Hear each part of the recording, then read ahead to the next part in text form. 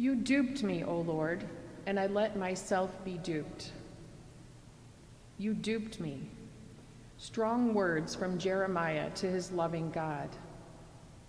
While reflecting on today's first reading from Jeremiah, I looked up the definition of the word duped in the dictionary. According to the dictionary, it means to be tricked or deceived.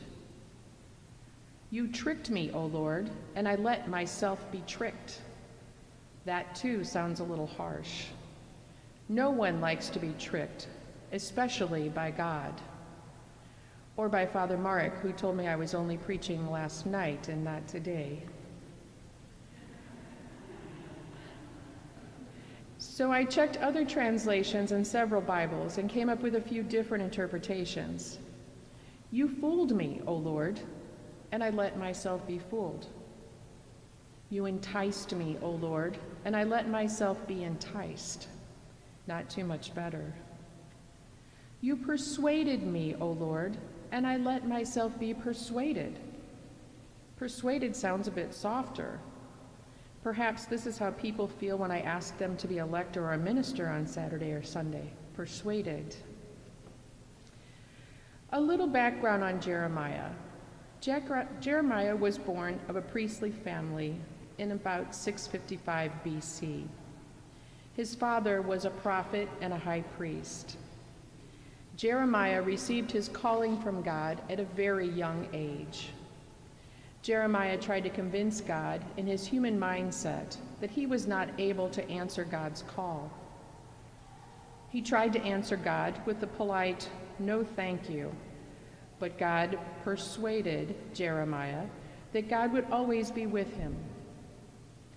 Jeremiah was called to preach of the captivity of Jerusalem. He saw the impending doom that was coming to the people who had turned their backs on God and pleaded to them to return to God. Because of this, he would come to be known as the prophet of doom and gloom. He was imprisoned, persecuted, ridiculed, laughed at, and considered a traitor even by his own people. How could he not feel tricked by God? There are times when we may find ourselves in situations that by answering God's call, we may feel we have been tricked. Maybe that new job you just took didn't turn out the way you thought it would be. Maybe you didn't realize how hard it would be to raise children in today's world. Maybe after the honeymoon phase is over in your relationship, you realize things are not perfect. Maybe we even start to blame God because we thought life was going to be a rose garden if we chose to take up our cross and follow Jesus. It would be wonderful if we answered God's call and life turned out great for us, and sometimes it does. But if we reject God's call, where does that leave us? After all, we have free will to do as we desire, and God will respect our free will, although I'm sure God will definitely keep pushing us in the direction we are meant to go. It takes a lot of patience, endurance, and fidelity in order that we may be able to commit to what God calls us to do. To be honest, I always fall short of doing my best of being committed to God's will, because I'm too human in my capabilities of committing failures and shortcomings. But I never give up.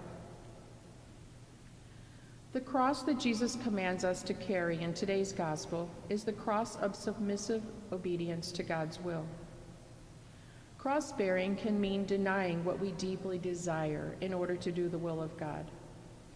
We may feel tricked by God that our lives are really not our own when we choose to follow God's will.